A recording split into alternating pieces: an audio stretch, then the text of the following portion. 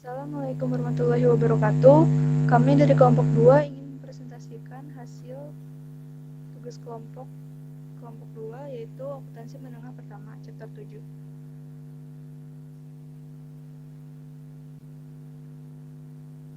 Bab 7, kas dan piutang. Tujuan pembelajaran. Setelah mempelajari bab ini, Anda diharapkan dapat 1. Tunjukkan bagaimana melaporkan uang tunai dan barang-barang terkait. 2. Mendefinisikan piutang dan menjelaskan masalah akuntansi yang terkait dengan pengakuannya. 3. Menjelaskan masalah akuntansi yang berkaitan dengan penilaian piutang. 4. Menjelaskan masalah akuntansi yang berkaitan dengan pengakuan dan penilaian hasil tagih. 5. Menjelaskan masalah akuntansi tambahan terkait dengan piutang dan hasil tagih. Bab ini juga mencakup banyak diskusi konseptual yang merupakan bagian integral dari topik yang disajikan di sini. Preview bab 7. Seperti yang ditunjukkan oleh cerita pembuka berikut, perusahaan harus melacak saldo kas global untuk merencanakan pengeluaran modal. Dalam bab ini, kita membahas kas dan piutang, dua aset yang penting bagi perusahaan non-keuangan seperti Nortel dan Nokia, dan perusahaan keuangan seperti Bankia Group dan UBS. Isi dan organisasi bab ini adalah sebagai berikut. Uang tunai. Tujuan pembelajaran 1. Tunjukkan bagaimana melaporkan uang tunai dan barang-barang terkait. Kas aset yang paling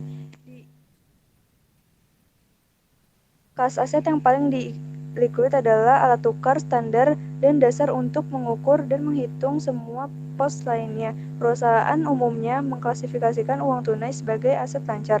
Beberapa instrumen yang dapat mengintegrasikan pemberian kesempatan kepada investor kecil untuk mendapatkan bunga. Item ini lebih tepat diklasifikasikan sebagai investasi sementara daripada sebagai uang tunai, termasuk dana pasar uang, sertifikat tabungan pasar uang, sertifikat deposito dan jenis deposito serupa, dan kertas jangka pendek. Sekuritas ini biasanya mengandung balasan dan penalti atau konvensinya menjadi uang tunai. Dana pasar uang yang memberi hak istimewa rekening giro manapun biasanya diklasifikasikan sebagai uang tunai. Melaporkan uang tunai. Meskipun pelaporan kas relatif mudah, sejumlah masalah memerlukan perhatian khusus. Isu-isu berkaitan dengan pelaporan. 1. Setara kas. 2. Kas terbatas. 3. Carukan bank. 1. Setara uang tunai. Setara kas adalah investasi jangka pendek yang sangat liquid. Yang keduanya, A. Dapat segera dikonversi menjadi kas dalam jumlah yang diketahui, dan B. Memiliki risiko perubahan nilai yang tidak signifikan. IFRS menunjukkan bahwa hanya investasi dengan jatuh tempo asli 3 bulan atau kurang pada saat akuisisi yang memenuhi syarat di bawah definisi ini. Selain itu, kas dan setara kas harus dimiliki untuk tujuan memenuhi komitmen kas jangka pendek dan bukan untuk tujuan investasi. Kebanyakan orang menganggap setara kas sebagai uang tunai. Sayangnya, tidak selalu demikian. Beberapa perusahaan memerlukan cara yang sulit dan telah melakukan pengurangan yang cukup besar pada setara kas. Kerugian mereka terjadi karena mereka kembali catatan tingkat kelelang yang turun nilainya. Catatan ini membawa suku bunga yang biasanya diatur ulang setiap minggu dan sering memiliki tanggal jatuh tempo yang panjang selama 30 tahun. IASB telah mempelajari apakah akan menghilangkan klasifikasi setara kas dari presentasi laporan keuangan sama sekali. Satu ide akan membuat perusahaan hanya melaporkan uang tunai. Jika suatu aset bukan uang tunai dan bersifat jangka pendek, maka aset tersebut harus dilaporkan sebagai investasi sementara. Uang tunai terbatas. Kas kecil, penggajian dan dana dividen adalah contoh kas yang disisihkan untuk tujuan tertentu. Dalam kebanyakan situasi, saldo dana ini tidak material. Oleh karena itu, perusahaan tidak memisahkannya dari kas dalam laporan keuangan. Jika jumlahnya material, perusahaan memisahkan kas yang dibatasi dengan kas biasa untuk tujuan pelaporan. Alasannya adalah bahwa kas tidak ditahan untuk tujuan memenuhi komitmen kas jangka pendek, karena mereka sebaliknya ditahan untuk tujuan yang lebih spesifik. Perhatikan bahwa perlakuan ini akan digunakan bahkan jika investasi tertentu dinyatakan memenuhi syarat sebagai setara kas.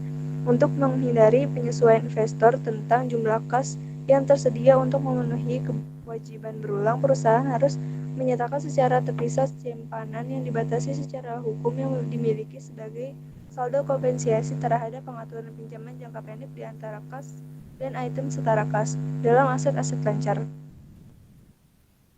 Carukan bank. Carukan bank terjadi ketika perusahaan menulis cek lebih dari jumlah di rekening kasnya. Perusahaan harus melaporkan carukan bank di bagian kewajiban lancar, menggabungkannya dengan jumlah yang dilaporkan sebagai hutang usaha, sesuai permintaan dan merupakan bagian integral dari manajemen kas perusahaan, seperti praktek umum dan menetapkan pengaturan saling hapus dengan rekening lain di bank yang sama.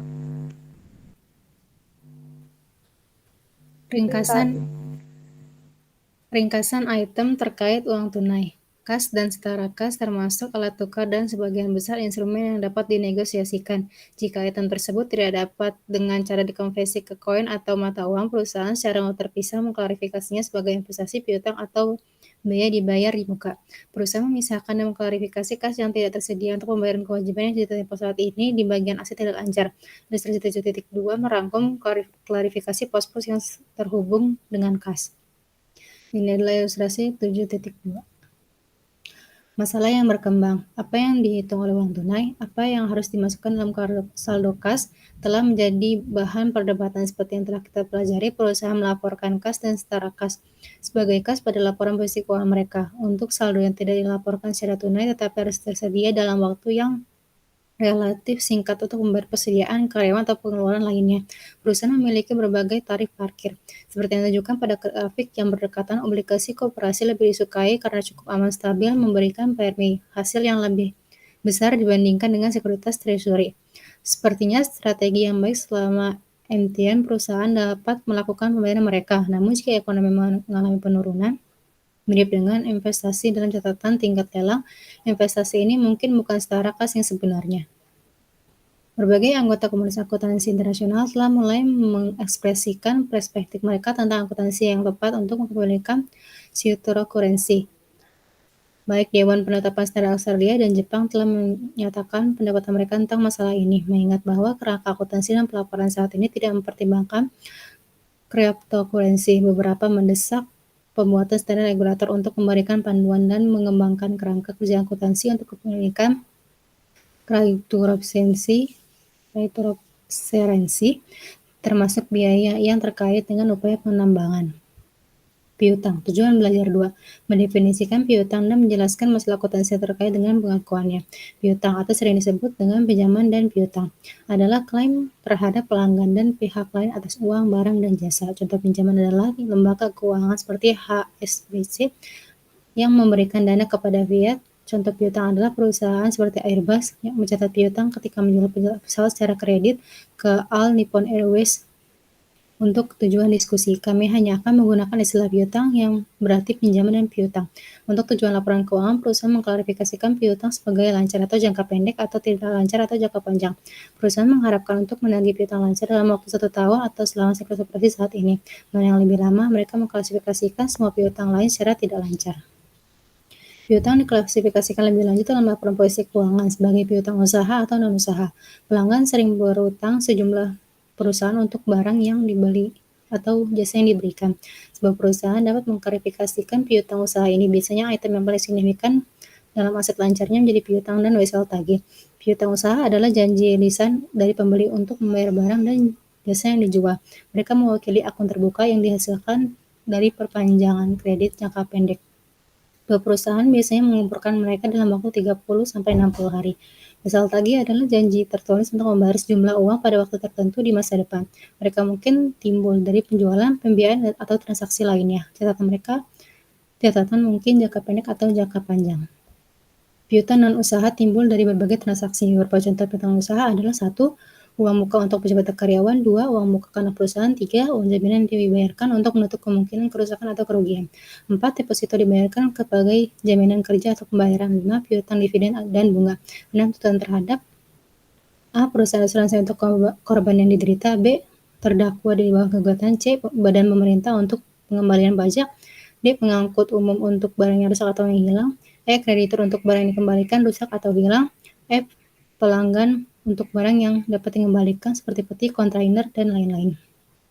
Karena sifat khas dari piutang usaha, perusahaan umumnya melaporkan sebagai pos terpisah dalam laporan keuangan.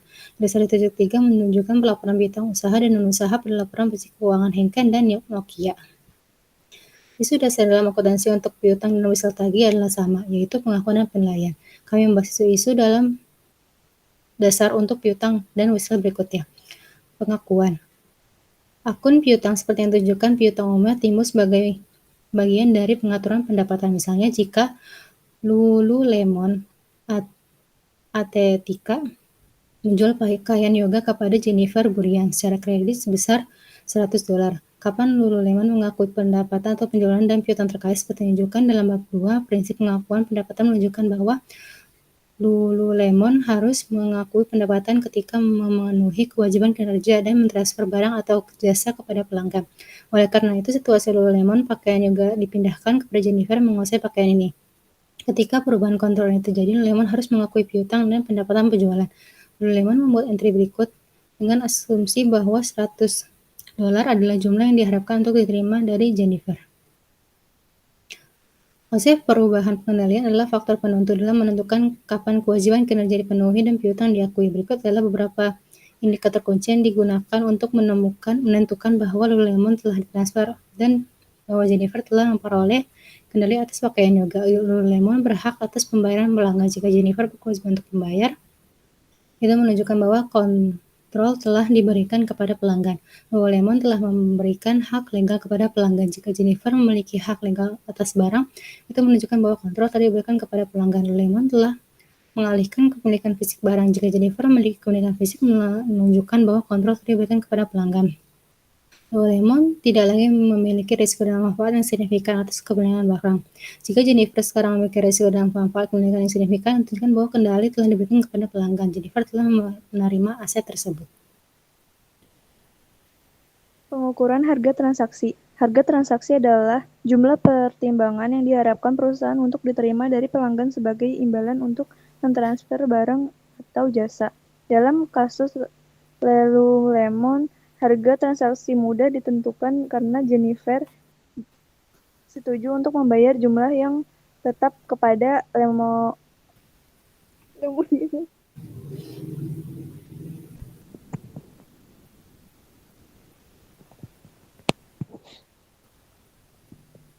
Pertimbangan variabel dalam beberapa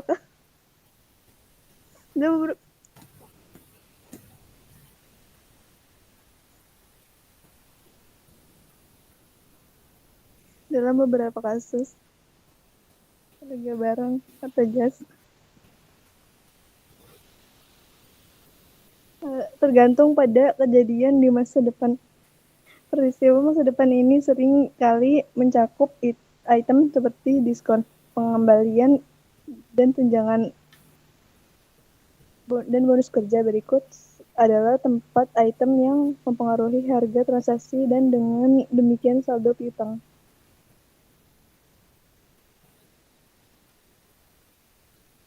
Diskon perdagangan. Harga dapat dikenakan diskon perdagangan atau kualitas. Perusahaan menggunakan diskon dagang tersebut untuk menghindari perubahan katalog yang sering terjadi untuk mengubah kamera dengan harga yang berbeda atau yang dibeli, atau untuk menyembunyikan harga faktur yang sebenarnya dari pesaing. Diskon perdagangan biasanya dikutip dalam presentasi, misalnya katakanlah ponsel Anda memiliki harga jual $90 dan pabrik menjualnya ke USA. Untuk daftar harga dikurangi diskon perdagangan 40%. Pabrikan kemudian mencatat piutang sebesar $58 per telepon. Pabrikan sesuai praktik normal hanya memotong mencatat perdagangan dari daftar harga yang menagih bersih pelanggan. Sebagai contoh lain, asumsikan Jepang menjual tanpa kabel dengan harga eceran yang disarankan sebesar $99 ke pengecer seperti Home Depot seharga $70. Diskon perdagangan sekitar 30%. Home Depot pada gilirannya menjual bor seharga $99. Ryobi mencatat piutang dan pendapatan penjualan terkait pada 70 bukan 99 dolar. Perusahaan menawarkan diskon tunai. Perusahaan menawarkan diskon tunai atau diskon penjualan untuk mendorong pembayaran segera. Diskon tunai umumnya disajikan dalam istilah seperti 2/10 per 30, 2% jika dibayar dalam 10 hari, jumlah kotor jatuh tempo dalam 30 hari. Nota 2/10 net 30 EOM 2% jika dibayar setiap saat pada tanggal 10 bulan berikutnya dengan pembayaran penuh jatuh tempo pada tanggal 30 bulan berikutnya. Pelanggan biasanya mengambil diskon penjualan kecuali uang tunai mereka sangat terbatas. Mengapa? Karena pelanggan yang menerima pengurangan 1% dalam harga jual untuk pembayaran dalam 10 hari. Total pembayaran jatuh tempo dalam 30 hari secara efektif memperoleh 16% atau setidaknya menghindari tingkat biaya bunga tersebut. Perusahaan harus mencatat piutang dan pendapatan terkait jumlah pertimbangan yang diharapkan akan diterima dari pelanggan. 5. Sebagai contoh, asumsikan bahwa Harley menjual barang seharga $10.000 kepada Mudorch Group dengan syarat 2/10 net 30 dan Harley mengharapkan diskon yang akan diambil. Akibatnya, Harley mencatat piutang dan pendapatan penjualan terkait dengan harga bersih $9.800. Pendekatan ini sering disebut sebagai metode bersih karena mencoba menilai piutang pada nilai realisasinya. Pastinya, jika Mudorch gagal untuk mengambil diskon, maka Hanley mencabut diskon yang tidak diperhitungkan ke piutang dan mengkredit diskon penjualan yang hilang. Diskon penjualan yang hilang ditujukan pada bagian penghasilan dari beban-beban lain. Pada laporan laba rugi 2, secara teoritis, metode bersih adalah benar karena piutang dinyatakan sebesar nilai realisasitas dengan asumsi perkiraan benar dan penjualan bersih mengukur pendapatan yang diakui dan penjualan. Namun banyak perusahaan terus menggunakan apa yang disebut sebagai metode kotor dalam mencatat piutang dan penjualan terkait. Jika Hanley menggunakan metode kotor, ia mencatat piutang usaha dan pendapatan penjualan terkait sebesar $10.000 bukan $9.800. Di bawah metode kotor, Hanley mengakui diskon penjualan ketika menerima pembayaran dalam periode diskon. Laporan laba rugi Hanley kemudian ditunjukkan diskon penjualan sebagai pengurang dari penjual untuk mencapai penjualan bersih. Entry dalam ilustrasi 7.8 menunjukkan perbedaan antara metode kotor dan metode bersih. Ilustrasi 7.4 entry di bawah metode kotor dan bersih untuk pencatatan diskon tunai atau penjualan. Kami menyajikan metode kotor karena perusahaan mungkin tidak menggunakan metode bersih.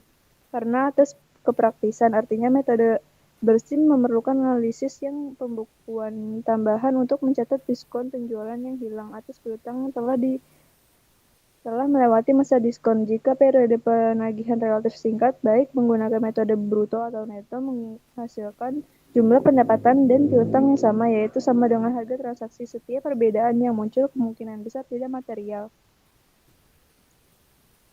Retur dan potongan penjualan. Bentuk dan pertimbangan variabel berkaitan dengan retur dari potongan penjualan. Misalnya, asumsikan bahwa Max Glass menjual kacamata badai ke Oliver Builders sebagai bagian dari penyajian penjualan.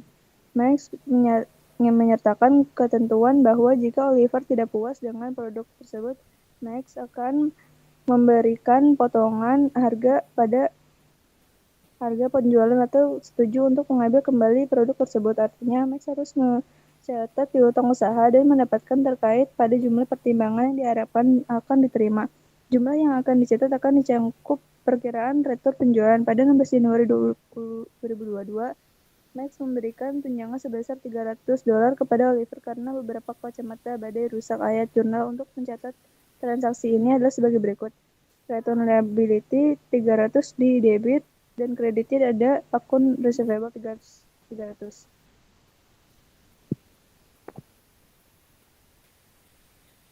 Sebagai hasil dari transaksi ini, Max melaporkan pendapatan penjualan bersih pada laporan laba rugi sebesar $4.600, yang merupakan jumlah diharapkan Max akan terima dari Oliver dari penjualan kacamata. Selain itu, Max melaporkan pada laporan posisi keuangannya, total saldo piutang sebesar 4.700 dan estimasi kewajiban pengambilan sebesar 100. Sementara saldo dalam akun piutang usaha dan kewajiban pengembalian tidak terjaring satu sama lain dalam laporan posisi keuangan. Jumlah bersih $4.800 mewakili jumlah uang tunai yang diharapkan Max akan diterima dari penjualan ini. Penggunaan atau kewajiban pengembalian saat membantu manajemen karena membantu mengidentifikasi potensi masalah yang terkait dengan barang dagangan yang lebih rendah, tidak efektifan dalam mengisi pesanan dan kesalahan pengiriman atau pengiriman. Nilai waktu dari uang. Masalah pertimbangan variabel lainnya berkaitan dengan nilai mata uang. Idealnya perusahaan harus mengukur piutang dalam hal nilai sekarang, yaitu nilai diskon dan kas yang akan diterima di masa depan. Ketika penerimaan kas yang diharapkan memerlukan masa tunggu, jumlah nominal piutang tidak sebanding dengan jumlah yang akhirnya diterima perusahaan. Sebagai ilustrasi, asumsikan bahwa Carrefour melakukan penjualan secara kredit sebesar $1.000 dengan pembayaran jatuh tempo dalam 4 bulan. Tingkat bunga tahunan berlaku adalah 12% dan pembayaran dilakukan pada akhir 4 bulan. Nilai sekarang piutang bukan 1.000 tetapi $961,54. Dengan kata lain, 1.000 yang diterima Carrefour 4 bulan dari sekarang tidak sama dengan 1.000 yang diterima di hari ini. Secara teoritis, setiap pendapatan setelah periode penjualan adalah pendapatan bunga. Dalam praktiknya, perusahaan mengabaikan pendapatan bunga yang terkait dengan piutang karena jumlah diskon biasanya tidak material dan kaitannya dengan laba bersih untuk periode tersebut. Profesi secara khusus mengecualikan dari pertimbangan nilai sekarang piutang yang timbul di transaksi dengan pelanggan dalam kegiatan usaha normal yang jatuh tempo dalam persyaratan perdagangan biasa tidak melebihi dari 1 tahun. Namun ketika piutang berumur lebih panjang dan karena itu komponen pembiayaannya signifikan, jumlah yang semula dicatat harus disesuaikan dengan nilai waktu uang. Penilaian piutang usaha. Tujuan pembelajaran 3. Jelaskan masalah akuntansi yang terkait dengan penilaian piutang usaha seperti yang dicatat dengan tepat oleh seorang akuntan terhormat. Gagasan manajer kredit tentang surga mungkin akan menjadi 4, di mana setiap orang akhirnya membayar utangnya. Sayangnya, situasi yang sering terjadi, misalnya pelanggan mungkin tidak dapat membayar karena penurunan pendapatan penjualannya karena penurunan ekonomi. Demikian pula, individu dapat diberhentikan dari pekerjaan mereka atau dihadapkan dengan tagihan rumah sakit yang tidak terduga. Perusahaan mencatat kerugian kredit sebagai debit ke beban piutang tak tertagih atau beban piutang tak tertagih. Kerugian seperti itu adalah risiko normal dan perlu dalam melakukan bisnis secara kredit. 2. Metode yang digunakan dalam akuntansi untuk piutang tak tertagih. 1. Metode penghapusan langsung dan 2. Metode penyisihan. Metode penghapusan langsung untuk piutang tak tertagih. Pendukung metode penghapusan langsung yang sering digunakan untuk tujuan pajak berpendapat bahwa metode ini mencatat fakta bukan perkiraan. Diasumsikan bahwa piutang yang baik dihasilkan dalam setiap penjualan dan bahwa peristiwa kemudian praktis. Metode ini sederhana dan nyaman untuk diterapkan, tetapi metode penghapusan langsung secara teoritis kurang memadai, biasanya gagal untuk mencatat beban pada saat terjadinya tidak mengakibatkan piutang yang dinyatakan sebesar nilai realisasi kas pada laporan posisi keuangan. Akibatnya penggunaan metode penghapusan harus dianggap tidak tepat kecuali jika jumlah tertagih tidak material.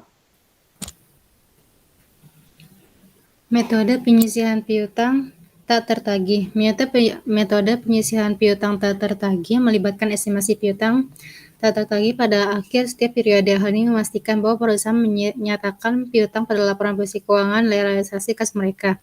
Realisasi kas adalah jumlah bersih yang diharapkan akan diterima perusahaan secara tunai. Pada setiap tanggal laporan keuangan, perusahaan memperkirakan piutang tak tertagih dan nilai realisasi kas menggunakan informasi tentang peristiwa masa lalu dan saat memperkirakan kolektibilitas masa depan. Akibatnya, laporan posisi keuangan mencerminkan estimasi kini akan kerugian tak tertagih yang diharapkan pada tanggal laporan. Dan laporan laba rugi mencerminkan dampak penurunan atau peningkatan kredit yang telah terjadi selama periode tersebut. Banyak perusahaan menetapkan kebijakan kredit mereka untuk menyediakan persentase tertentu dari piutang tak tertagih. Faktanya baik yang merasa bahwa kegagalan untuk mencapai prestasi ini berarti mereka kehilangan penjualan karena kebijakan kredit yang terlalu ketat. Dengan demikian, YSB memerlukan metode penyisihan untuk tujuan laporan keuangan ketika piutang tak tertagih jumlahnya material. Metode ini memiliki 3 fitur penting. Yang pertama, perusahaan memperkirakan piutang tak tertagih dan membandingkan yang baru estimasi saldo saat ini dan di dalam akun penyisihan. Dua, perusahaan mendebitkan perkiraan kenaikan piutang tak tertagih ke beban piutang tak tertagih dan mengkreditkannya ke penyisihan piutang tak tertagih atau akun kontra aset melalui jumlah penyesuaian melalui zona penyesuaian pada akhir setiap periode. 3. Ketika perusahaan menghapus akun tertentu, mereka mendebit piutang tak tertagih ke penyisihan piutang dilakukan mengkreditkannya ke piutang usaha. Beban piutang tak tertagih tidak bertambah pada saat terjadi penghapus bukuan. Berdasarkan metode penyisihan, perusahaan mendebit setiap penghapusan piutang tak tertagih ke akun penyisihan daripada ke beban piutang tak tertagih. Debit ke beban piutang tak tertagih adalah salah karena perusahaan telah mengakui bahwa beban mereka membuat jurnal penyesuaian untuk taksiran piutang tak tertagih. Sebaliknya, ayat jurnal untuk mencatat penghapusan tertagih mengurangi piutang usaha dan penyisihan piutang diragukan. Kemudian akun yang tidak dapat ditagih. Kadang-kadang perusahaan menagih dari pelanggan setelah menghapus akun sebagai tidak tertagih. Perusahaan membuat 2 entry untuk mencatat pemulihan piutang tak tertagih. 1. Membalikkan entry yang dibuat untuk menghapus akun. Ini memulihkan akun pelanggan. 2. Mencatat koleksi dengan cara biasa. Konsep yang mendasari. Tujuan utama untuk laporan keuangan adalah untuk melaporkan piutang dalam laporan posisi keuangan pada nilai realisasi kas. Penyisihan piutang ragu-ragu sebagai persentase dari piutang akan bervariasi, tergantung pada industri dan iklim ekonomi. Menaksir tunjangan untuk menyederhanakan penjelasan sebelumnya, kita asumsikan kita mengetahui jumlah tak tertagih yang diharapkan dalam kehidupan nyata. Perusahaan harus memperkirakan jumlah tersebut ketika mereka menggunakan metode penyisihan seperti yang tunjukkan perkirakan piutang tak tertagih diestimasi berdasarkan informasi tentang peristiwa masa lalu. Disesuaikan dengan kondisi saat ini dan perakiraan yang wajar atas faktor-faktor yang akan mempengaruhi piutang tak tertagih. Sementara banyak pertimbangan yang terlibat. Tujuannya adalah untuk mengembangkan estimasi terbaik dari piutang tak tertagih yang diharapkan. Misalnya, perusahaan dapat memperkirakan presentasi piutang yang belum tertagih tanpa mengverifikasi akun tertentu. Prosedur ini memberikan estimasi yang cukup akurat tentang nilai realisasi piutang. Oleh karena itu, ini disebut sebagai pendekatan persentase piutang. Perusahaan dapat menerapkan metode ini menggunakan satu tarif komposit yang mencerminkan estimasi piutang tak tertagih, atau perusahaan yang dapat mengatur jadwal umur piutang yang menerapkan persentase yang berbeda berdasarkan pengalaman masa lalu untuk berbagai kategori umum. Jadwal penuaan juga mengidentifikasi akun mana yang memerlukan perhatian khusus dengan menunjukkan sejauh mana akun tertentu jatuh tempo. Perusahaan tidak menyiapkan jadwal penuaan hanya untuk menentukan beban piutang tak tertagih. Mereka sering mempersiapkannya sebagai alat kontrol untuk menentukan komposisi piutang dan untuk mengidentifikasi piutang tunggakan. Dalam contoh Wilson, analisis umur digunakan untuk mengklarifikasi piutang pada faktor risiko atau tanggal jatuh tempo yang terkait dengan kolektibilitas piutang. Pendekatan lain dapat diterima selama teknik estimasi ditetapkan secara konsisten dari waktu ke waktu dengan tujuan mengestimasi secara tepat perkiraan piutang tak tertagih. Misalnya, perusahaan dapat menggunakan resiko kerugian historitas untuk pelanggan dengan peringkat kredit yang berbeda sebagai dasar untuk perkirakan piutang tak tertagih, atau sebuah perusahaan dapat menggunakan model arus kas diskonto tertimbang probabilitas seperti yang dilistirkan dalam formula untuk memperkirakan kerugian kredit yang diharapkan. Pendekatan arus kas yang dikontokan umumnya tepat ketika menganalisis pinjaman atau piutang individu. Terlepas dari pendekatan estimasi yang digunakan, menetapkan beban yang terkait dengan piutang tak tertagih memerlukan pertimbangan yang tinggi.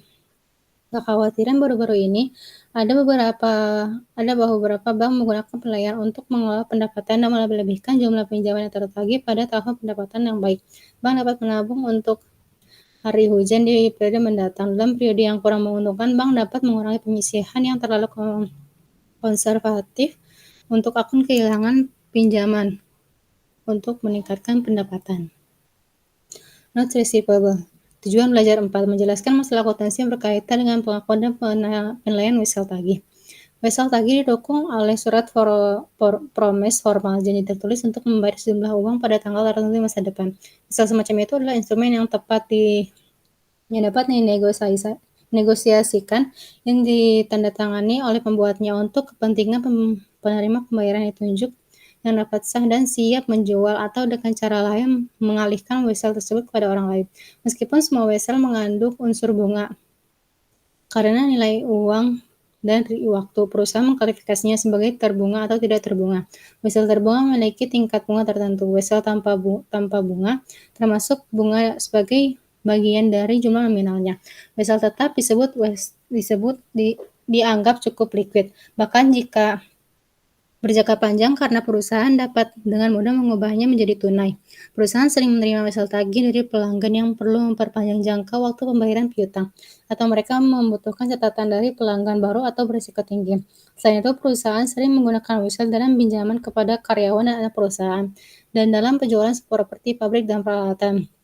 Di beberapa industri, misalnya industri kapal pesiar dan olahraga, uang kertas mendukung semua penjualan kredit, namun sebagian besar wesel berasal dari transaksi pinjaman. Masalah akuntansi untuk wesel tagih sama dengan untuk piutang, pengakuan, penilaian, dan penghentian pengakuan. Pengakuan wesel tagih. Perusahaan mencatat dan melaporkan wesel tagih jangka panjang pada nilai sekarang dari kas yang mereka harapkan dapat ditagih. Ketika bunga yang dicantumkan pada wesel berbunga sama dengan tingkat bunga efektif atau pasar, wesel tersebut dicatat sebesar nilai nominalnya. Karena uang yang dinyatakan berbeda pada kurs pasar, uang tunai yang dipertukarkan nilai sekarang berbeda dengan nilai nominal wesel. Uang tunai yang dipertukarkan nilai sekarang berbeda dengan nominal wesel. Perusahaan kemudian mencatat perbedaan ini, baik diskon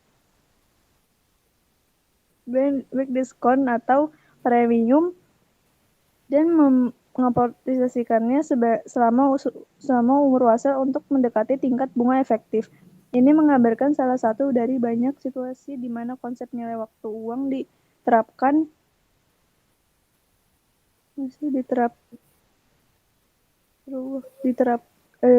dan mengamortisasi selama umur wesel untuk mendekati tingkat bunga efektif atau pasar. Ini menggambarkan salah satu dari banyak situasi di mana konsep nilai waktu uang diterapkan pada pengukuran akuntansi. Catatan diterbitkan pada nilai nominal. Untuk mengilustrasikan pendiskontoan wesel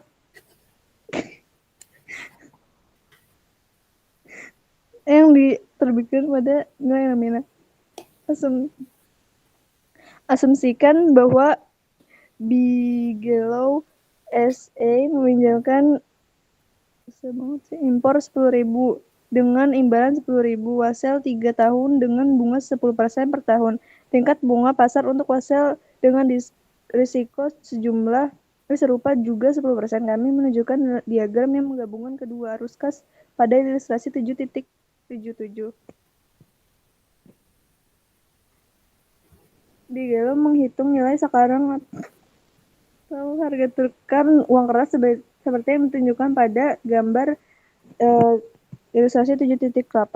Ilustrasi 7.8 present value of note. Harga negara dan pasar sama. Dalam hal ini nilai sekarang dari wesel sama dengan nilai nominal karena pasar efektif dengan tingkat bunga yang ditetapkan adalah sama.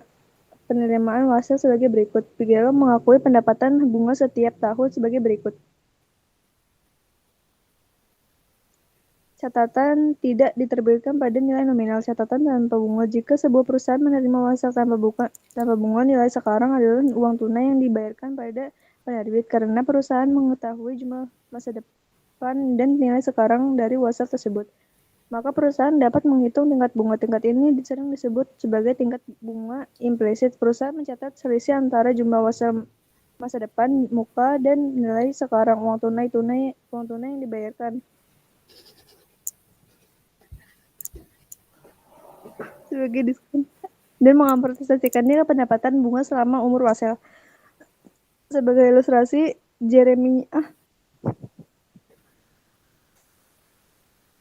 Jeremia Company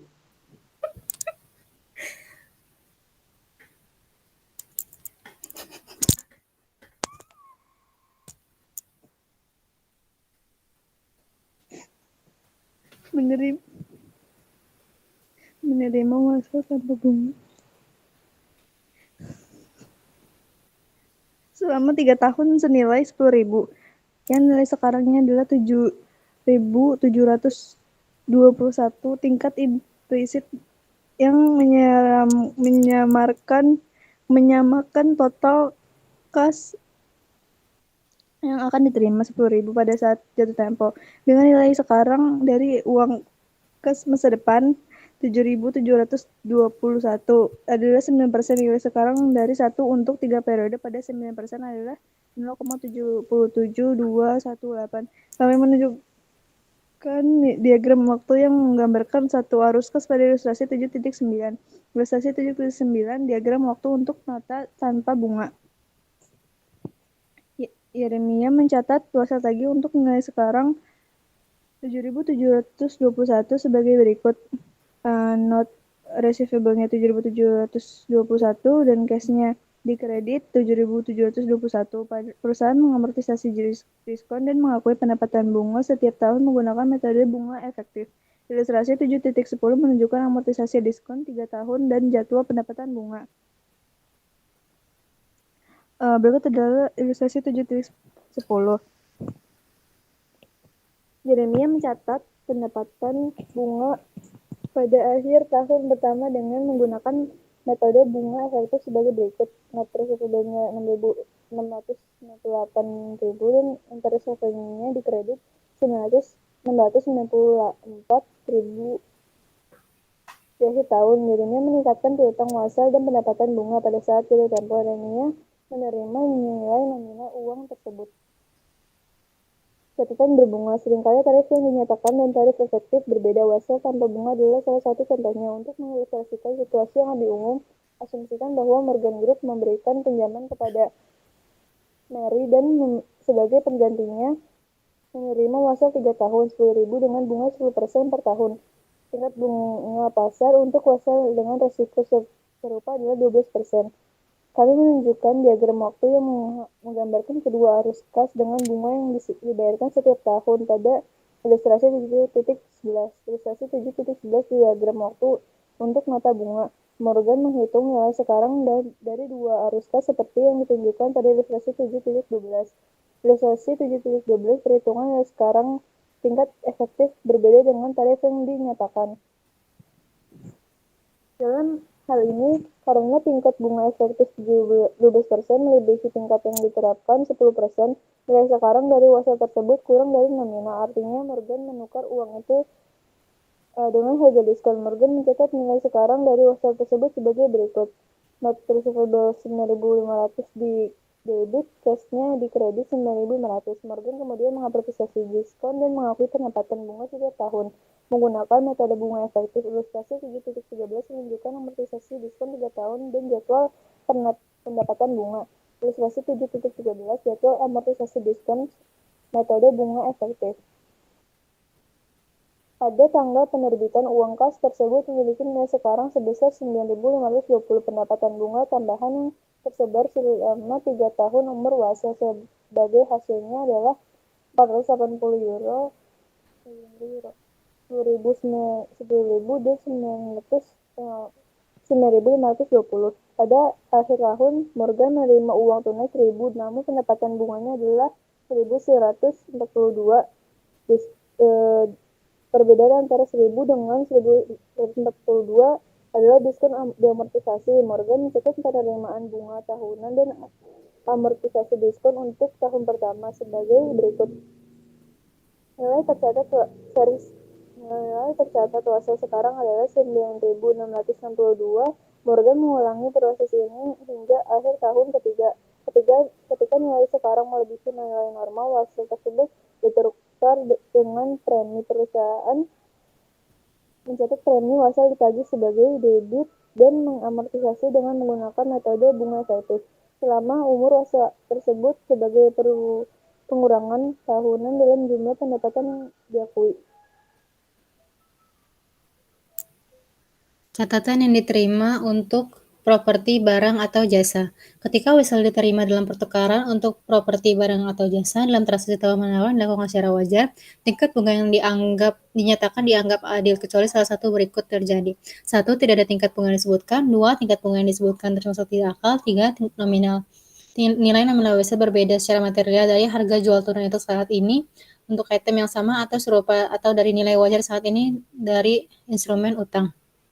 Dalam keadaan ini, perusahaan mengukur nilai kini wesel dengan nilai wajar properti barang atau jasa, atau dengan jumlah yang mendekati nilai wajar wesel. Sebagai ilustrasi, Oasis Development menjual lot sudut ke Rusty Pelisan sebagai situs restoran. Oasis menerima sebagai gantinya wesel 5 tahun untuk memiliki nilai jatuh tempo $35,247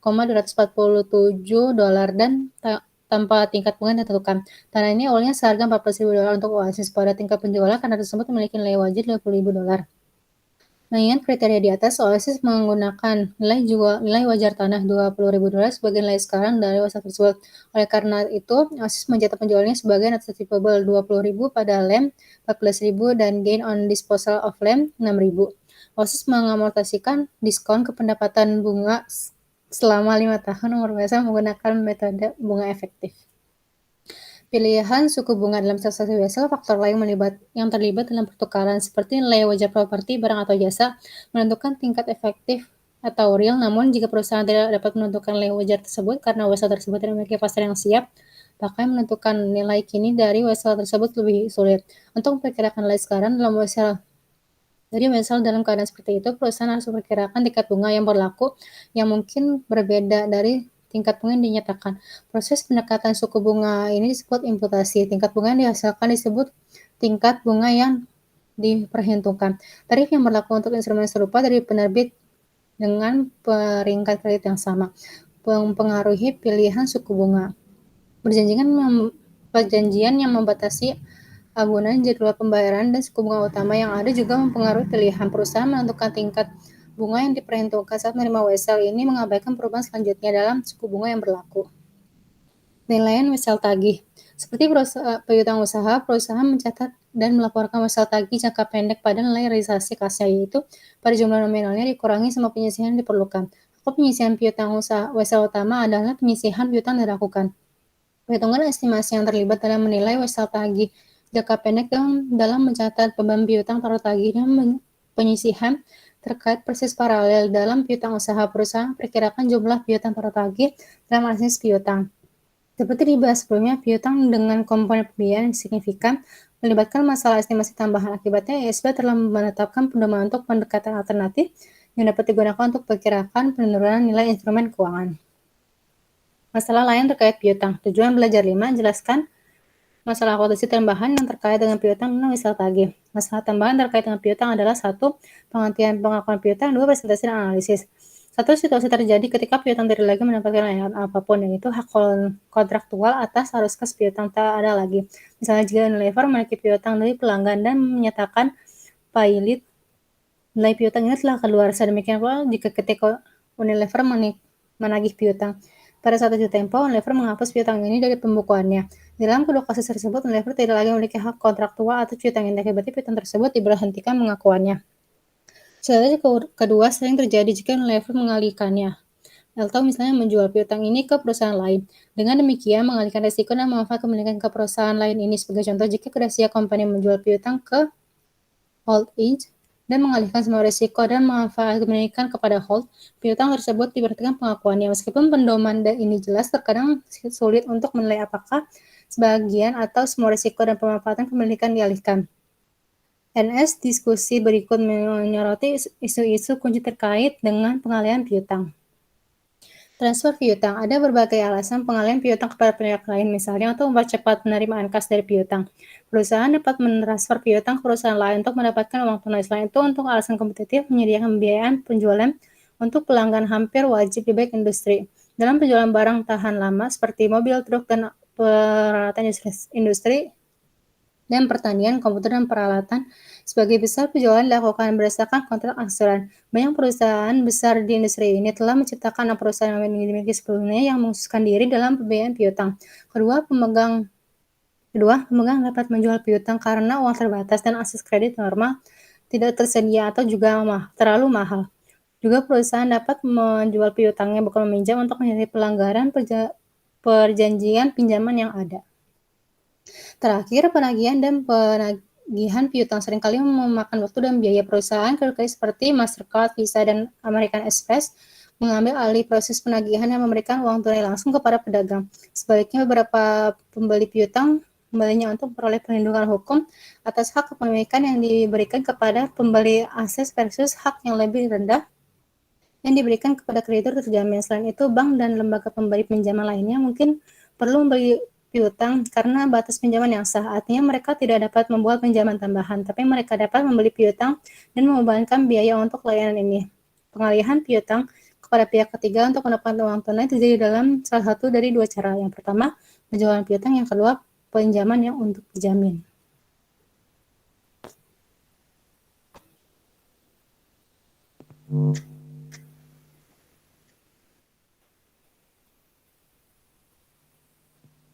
Penjualan piutang telah meningkat secara substansial dalam beberapa tahun terakhir. Jenis yang umum adalah penjualan ke faktornya adalah perusahaan pembiayaan atau bank yang membeli piutang dan bisnis dengan biaya tertentu dan kemudian mengumpulkan kiriman uang langsung dari pelanggan. Piutang anjak piutang secara tradisional dikaitkan dengan industri tekstil, pakaian jadi, alas kaki, dan perabotan rumah.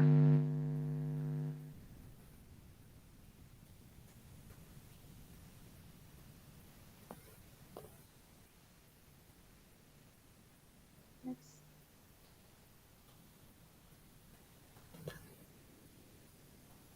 Dijual tanpa garansi. Saat membeli piutang, pembeli umumnya menggunakan risiko kolektibilitas dan menanggung segala kerugian kredit. Penjualan jenis ini sering disebut sebagai penjualan tanpa jaminan atau without recourse terhadap kerugian kredit. Pengalihan piutang dalam hal ini adalah penjualan piutang secara langsung, baik bentuk transfer atau titel maupun substansi. Seperti halnya penjualan aset, penjualan mendebit kas untuk hasil penjualan dan mengkredit piutang usaha sebesar nilai nominal piutang. Penjualan mengakui selisihnya dikurangi dengan penyisihan untuk kemudian penyesuaian atau diskon, pengembalian tunjangan, dan lain-lain. Sebagai rugi penjualan piutang, penjualan menggunakan akun due from faktor atau dilaporkan sebagai piutang untuk memperhitungkan hasil yang ditahan oleh faktor untuk menutupi kemungkinan diskon penjualan, retur penjualan, dan potongan penjualan.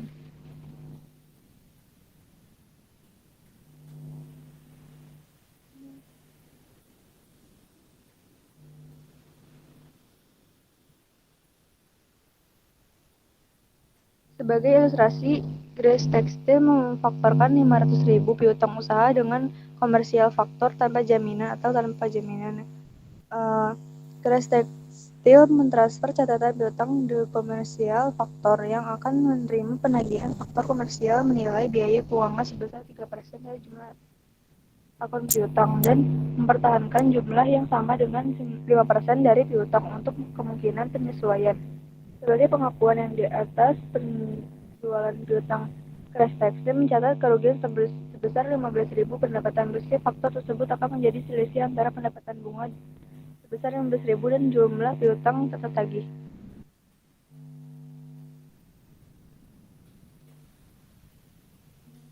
Dijual dengan garansi. Untuk mengilustrasikan penjualan dengan jaminan with recourse, di mana pembeli memiliki piutang perlindungan terhadap kerugian kredit. Diasumsikan bahwa Grace Textile menerbitkan jaminan pada komersial faktor. Ini udah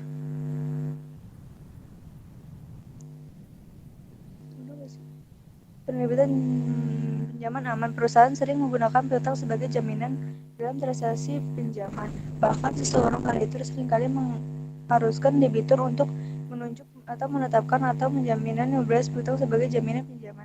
Jika jaminan tidak bayar pada saat jatuh tempo, kreditur dapat mengubah agunan menjadi uang tunai dengan menagih piutang. Sebagai ilustrasi, pada tanggal 1 Maret 2022, Bank Mills Pemilikan menetapkan 700.000 dari nilai piutang ini karena Sinobank memiliki jaminan untuk kuasa 500.000. Mills terus menagih piutang debitur rekening tidak diberitahu tentang pengaturan.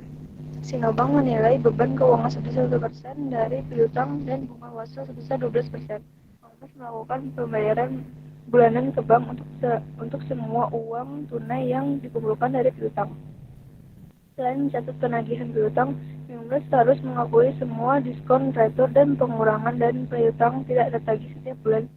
Mingles menggunakan hasil dari penagihan piutang untuk mengilustrasi kewajiban masyarakat. Selain itu, ia membayar bunga atas sosial tersebut.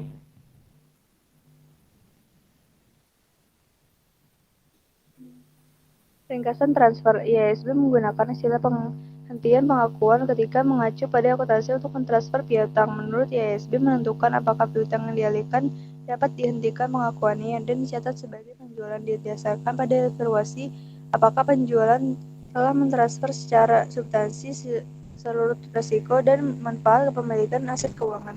Seperti menunjukkan jika secara substansial seluruh risiko dan manfaat kepemilikan piutang dialihkan, maka piutang tersebut dihentikan pengakuannya. Namun jika dialihkan, maka perusahaan memperlakukan pengalihan tersebut sebagai pinjaman yang dijamin. Jika akuntansi penjualan sesuai, perusahaan harus tetap mempertimbangkan aset yang diperoleh dan kewajiban yang timbul dalam transaksi, misalnya jaminan.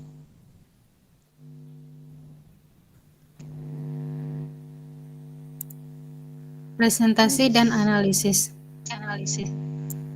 Presentasi piutang aturan umum dalam mengklarifikasikan Presentasi piutang aturan umum dalam mengklasifikasikan piutang adalah satu, pisahkan dan laporkan jumlah tercatat dari berbagai kategori piutang. 2, tunjukkan piutang yang diklasifikasikan sebagai lancar dan tidak lancar dalam laporan posisi keuangan. 3, saling hapus secara tepat akun penilaian untuk piutang yang mengalami penurunan nilai, termasuk pembahasan mengenai penurunan nilai yang ditentukan secara individual dan kolektif.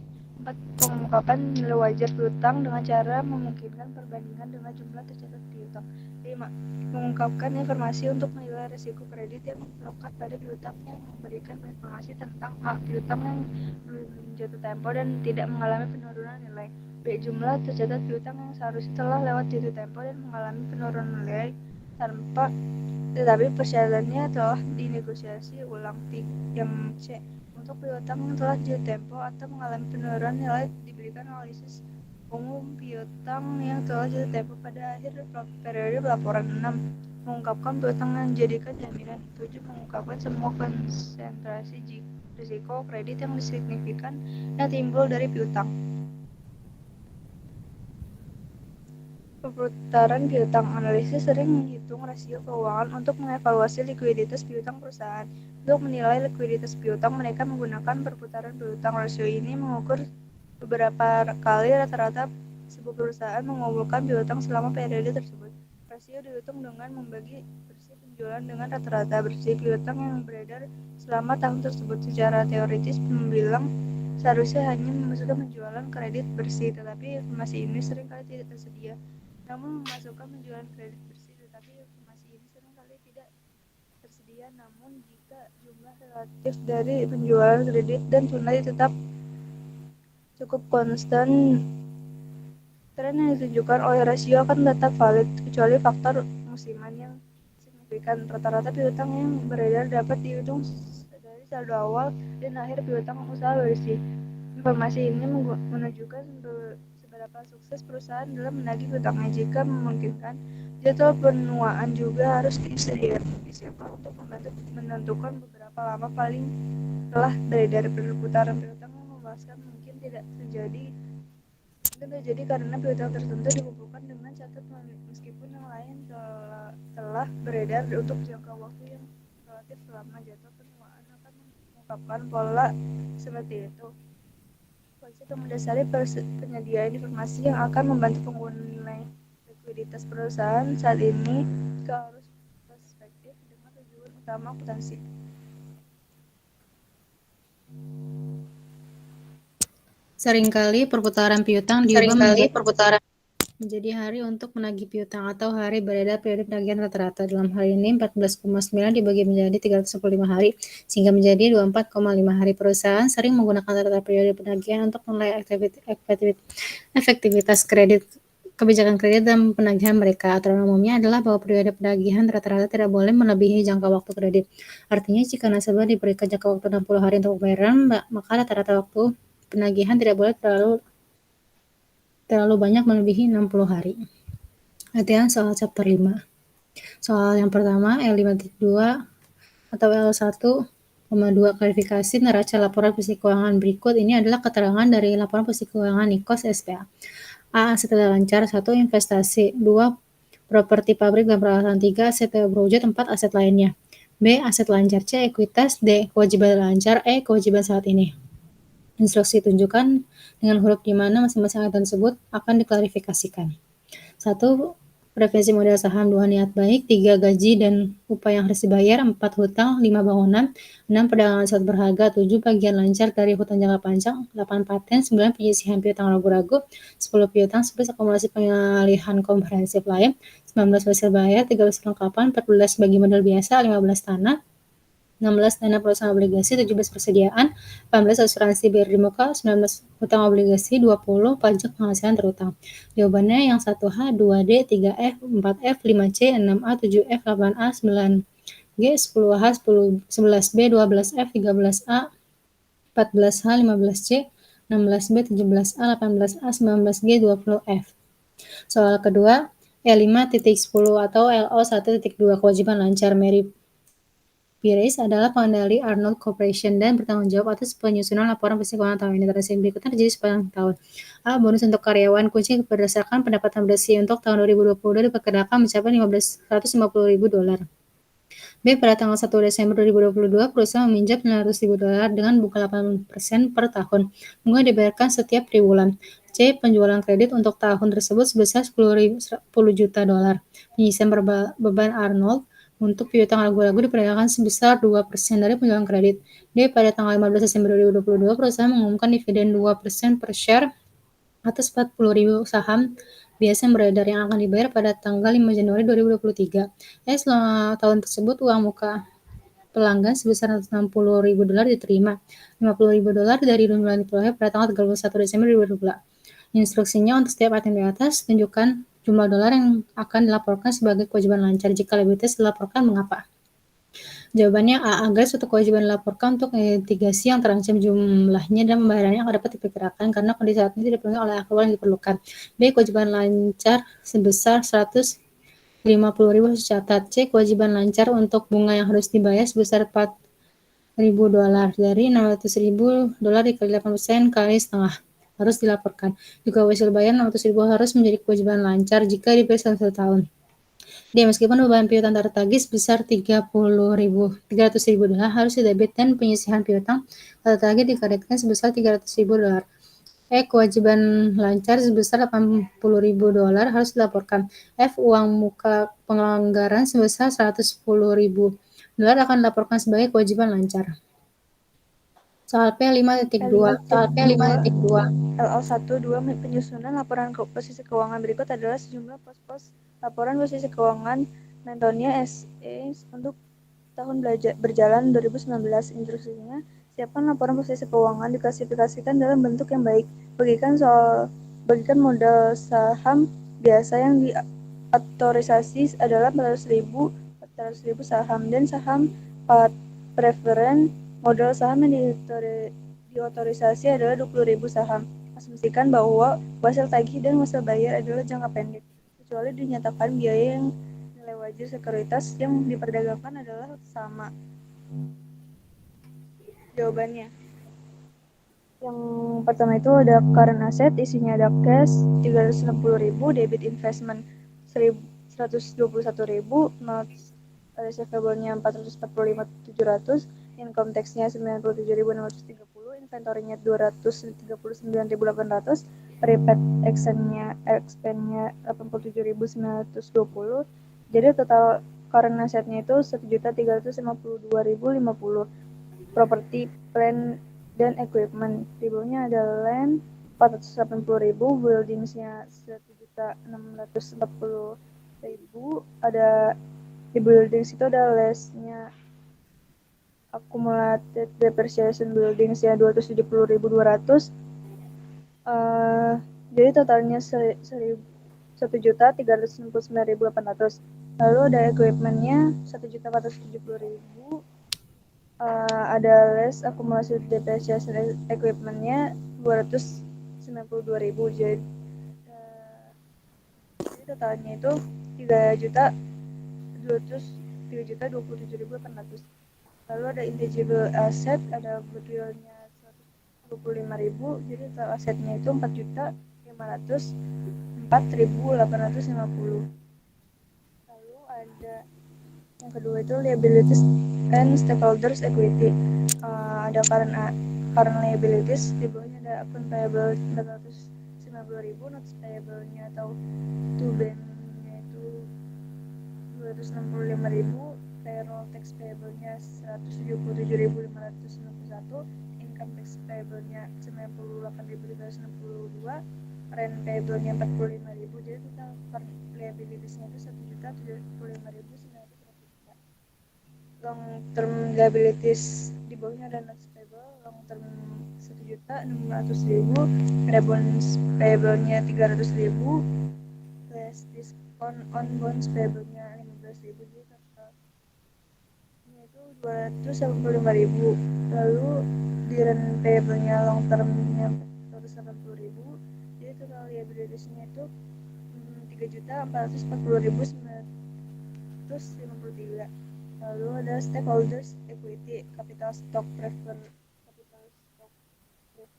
stock 10 per 20.000. Ada shares authorized 15.000, jadi 150.000. Common stock 400.000, shares authorized 200.000 isunya, jadi totalnya 350.000. Lalu ada return earning-nya 713.897. Total stakeholder equity-nya 1.063.897. Total liabilities dan total stakeholder equity-nya itu 4.540.850. Terima kasih.